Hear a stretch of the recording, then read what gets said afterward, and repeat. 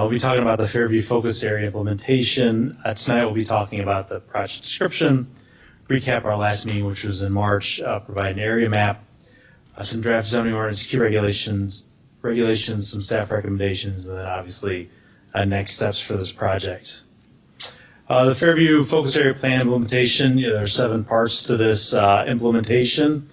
We're working on 3 of those parts right now. The first one is defining the project area, which we've done, amendments to the zoning ordinance, zoning map, and then through our guiding DG project, we're doing streetscape and landscape improvements as well that you've seen some concepts for that in the past month or so. With regard to our process, we have the comprehensive plan, we're doing the regulatory framework and the zoning ordinance, sort of in that where we've got some of the zoning ordinance written, but we're sort of moving that way, so we're sort of in between the framework and zoning ordinance, moving closer to the zoning ordinance. Back in March, we defined the project area. We identified 3 potential zoning districts. At that point, they were F1, F2, and F3.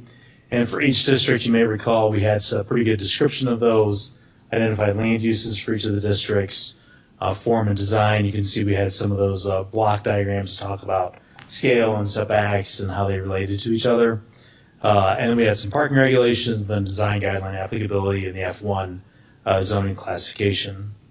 So this is the map we were working off before. F1 is the blue, F2 is the green, and F3 was the yellow back in March. Since that time, staff has developed this map, and we've changed some of the designations to be more in line with some of our other zoning classifications. So the F1 is now being referred to as the Fairview Core. The F2, which is in green, is being referred to as the Fairview Business. And the F3 is now being known as the Fairview Transition, which lines up with our downtown zoning classifications as well in terms of similar nomenclature. And so you can see that the proposed changes to that with the green, blue, and yellow, the areas have stayed the same. It's just a matter of some of the names of those districts have changed. Staff has also been hard at work to develop, based on our discussions back in March in the framework, putting actually these requirements into a table. Now, because of the uniqueness of this and the table, there's a lot of notes that go along with the table as well. So not really long paragraphs like comp plan, but just notes to help people along and understand what we're looking for on this one here as well. And so this goes into the setbacks. The density is the minimum lot area, the build to zone in the FC and the FB areas, maximum building coverage, which would be the FT, Fairview Transition District, building height in all 3 of those districts, and then again parking in those 3 districts. We also did talk about an inclusive housing bonus, so that's written in through a note in the zoning table, which talks about if there is the development is participating in a federal or state affordable housing program with a compliance period of at least 10 years, then there's that bonus applicable to those developments for inclusive housing. You may recall we went through these land use tables before and sort of developed those areas. So the only thing that has changed on these land use tables is really the F1 to FC and down the line so that they're all there. But we went through these back in March and sort of identified those land uses that would be appropriate in those zoning classifications. Next, we talked about the extended family accessory housing. Specifically, the staff has been working on developing language for that. So this would be a permitted use in the Fairview Transition Zoning District. Persons could be related by blood, marriage, adoption, or civil union. Right now, there's an age restriction. So this would allow a college kid to come home at first job and have his own living unit there. The unit may be in a principal or an accessory structure, and then the maximum size is noted, 40% of the floor area or 1,000 square feet in the attached unit.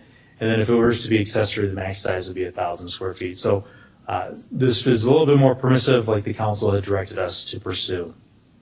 Similarly, with the home occupation concepts, you can see what's currently allowed throughout the village and then what's currently not allowed.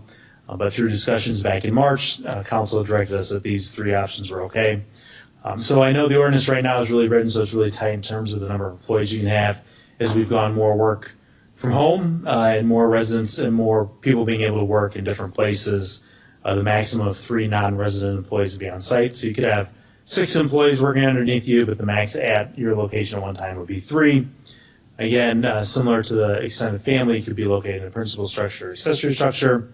Max size is similar.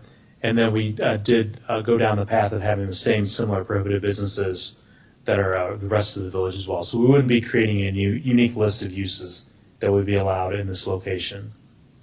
So based on all that, the next steps would be to create a zoning ordinance and zoning map amendments, creating the 3 districts, and implementing the framework recommendations through an ordinance, and then implementing the extended family and home occupation recommendations in the Fairview Transition District, and then implement the design guidelines in the Fairview core for new buildings only as directed back in March. And looking at the zoning map, would be the next step then, the areas that could be rezoned. There is still an M1 area in there, which is the Pepperidge Farm parcel. We really believe as a staff that if that were to develop, it would have to come back in through most likely a PUD process. Since they are a good community partner and a business partner, staff feels like it'd be important to understand the future plans and maybe not to rezone them right away, and maybe have our economic development team go and talk to those folks to see what their long-term plans are. If this were to be redeveloped, they would most likely have to come in for some sort of entitlement, and at that point, we could work through the approvals and sort of the bulk requirements, understanding that we've got it identified as Fairview business as well, but to see what they're looking to do or how new development coming in there.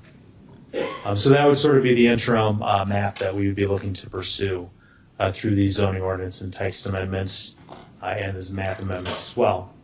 The next step for staff would be to talk tonight to make sure we're on the right path, and then begin implementation of this, which would involve open houses for business and property owners.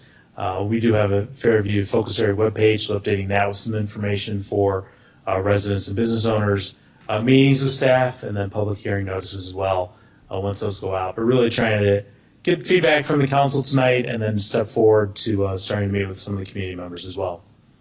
That concludes my presentation, Mayor. I'm happy to answer any questions or listen to the feedback the council has for us tonight. Thank you. Thank you, Stan.